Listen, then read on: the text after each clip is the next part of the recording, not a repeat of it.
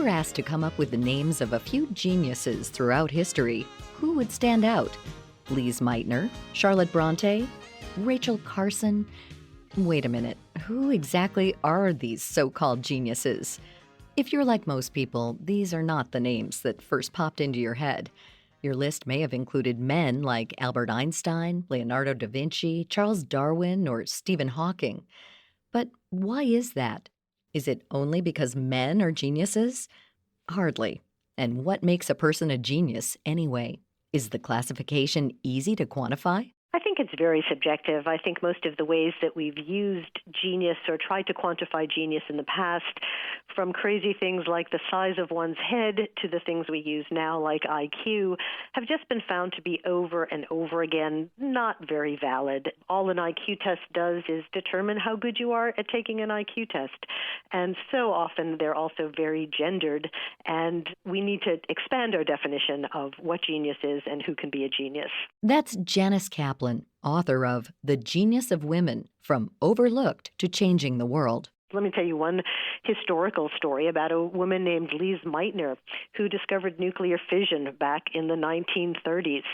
And it was a great discovery that won the Nobel Prize, but she didn't win the Nobel Prize.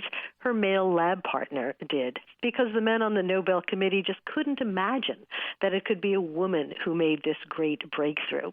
And when we have these ideas lodged deeply in our heads of what a genius looks like, or that it doesn't look like a young woman, then we end up with those great problems. But much has changed since the 1930s, and today's science community is determined to mend the mistakes of the past. The good news on the other side of that is that physicists since have recognized what an egregious oversight it was and have started naming things after her. And there's a star named after her and an asteroid. And yes, there is a box on the periodic table named in her honor.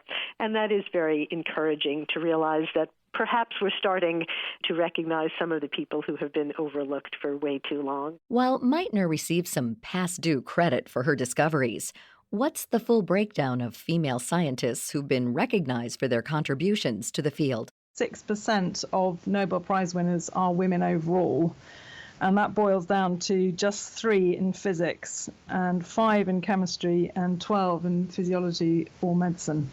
So very few. That's Kathryn Whitlock, author of 10 Women Who Changed Science and the World. In her new book, Whitlock hopes to bring attention to some of the brilliant women in science who may have been overlooked. One of these women is the Italian scientist Rita Levy Montalcino, who won a Nobel Prize in Physiology in 1986. She practiced her craft from her bedroom in Italy while hiding from the Nazis during World War II. She had to flee Rome up into the hills around Tuscany, and with the help of her mother and her brother, actually assembled a laboratory in what was effectively her bedroom. Nothing stopped her. She was working on her field of research, was neurology, and she was looking at how neurons, the nerve fibers in the nervous system, developed. And she was working with chick embryos, and there are some lovely stories about how she would collect eggs from the local farmyard and operate on the embryos at a very early stage to try and discover what was driving the development of the nervous system. And because the food shortages were so great in wartime, she would insist that the family ate the eggs afterwards. So she, and obviously, you know, she was constantly being ostracized for her Jewish background and really had to fight constantly to be recognized. Despite the chaos of war, science and the men and women behind these discoveries persisted. Perhaps the most famous name on Whitlock's curated list is Marie Curie, who was the first woman to win the Nobel Prize and one of only 4 people in the prize's history who has won it twice. We talk about Nobel Prize winners, and that you could argue is one of the highest accolades in science, but none of these women set out to win a Nobel Prize. And I think we were very struck by 3 or 4 shared characteristics that these women had. And I think because they were working at a time when it was A, difficult for women to work at all, and B, in particular, very difficult to work in science, it was hugely male-orientated, their characteristics really bring out what it takes to succeed, both in science and any areas of life. And I think the key, we've mentioned partnerships. They were all hugely tenacious. I've often used the word, they had a terrier-like approach. They never gave up digging away, even when, as was frequently the case, the working conditions were absolutely appalling, to the point that Marie Curie died because of her science from radiation sickness. The challenges women like Rita, Levy, Montalcino, and Marie Curie faced during the 20th century are unimaginable in today's landscape. Kaplan says it would have been easy to blame men for the extraordinary achievements of women that have been largely ignored, but that doesn't do anything to solve the problem. It's not just that we live in a patriarchy, but the patriarchy lives in us. It's very hard sometimes to realize how affected we are by the ethos. It becomes the very air we breathe. And so if you're expected to do something and everybody you see around you is behaving in that particular way, it doesn't occur to you that there's something else. Or if it does, it's very, very difficult to achieve. I spoke to so many wonderful women geniuses, women doing extraordinary work for this book, but I'm also aware that each one of them had to figure out her own path.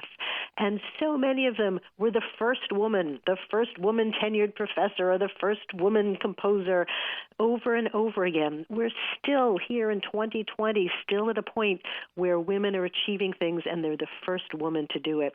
And that was kind of startling to me. You think somehow that we're long beyond that. Kaplan says today's big names in science exhibit the same kind of tenacity and positive outlook that female geniuses of the past embodied. I did find over and over again that the women who did succeed had a positive attitude and looked beyond that. And I think if you spend a lot of your time thinking of yourself as a genius and concerned about what's holding you back, it's very hard to focus on your work too.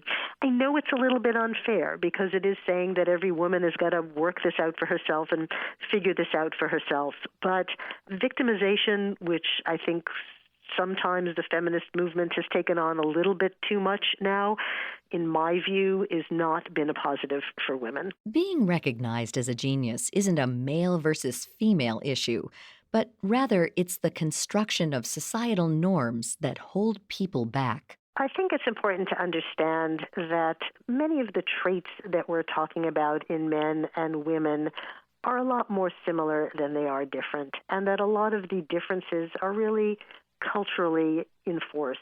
And so much of the neuroscience research now is finding that some of the distinctions we think we make between male and female brains is also pretty unfounded. One researcher said that she has never seen an exclusively male or exclusively female brain, that most brains, all brains, are mosaics of traits.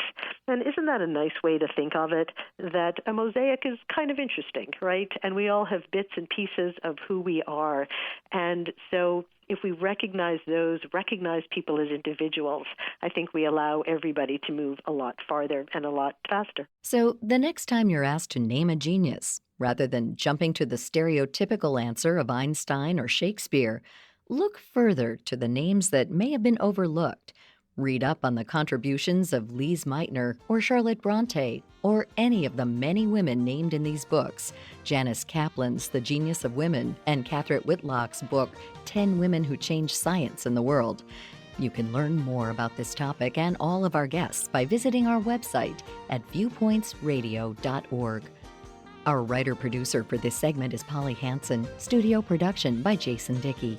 I'm Marty Peterson.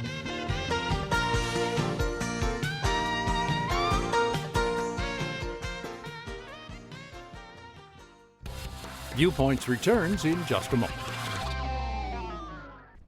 Each day, the nation's opioid crisis takes more than 130 lives. For the first time, a person's lifetime risk of death from an accidental opioid overdose is greater than the odds of dying in a car crash.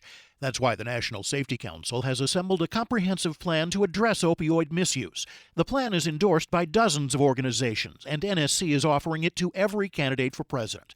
National Safety Council President and CEO Lorraine Martin. This crisis requires a coordinated, immediate response from many groups, including governments, public health agencies, community groups, medical professionals, employers, and an educated public. Each of the actions we recommend is important, but requires the others to be successful. The National Safety Council plan starts with strategies for prevention and education, along with prescribers, employers, data collection, insurers, law enforcement, and first responders, as well as treatment, recovery, and ending the stigma of substance use disorders. Find out more about the National Plan for Addressing Opioid Misuse at nsc.org/presidential plan.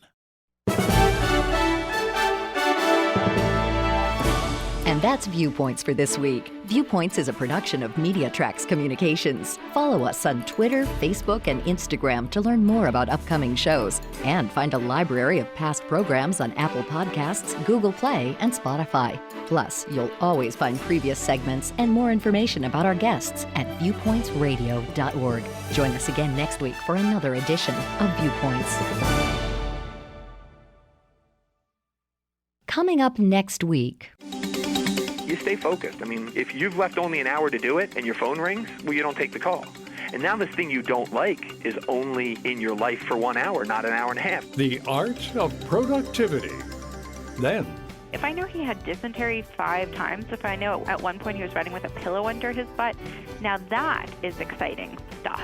What you probably didn't know about America's founding father. I'm Marty Peterson. and I'm Gary Price. These stories in depth on your public affairs magazine, Viewpoints.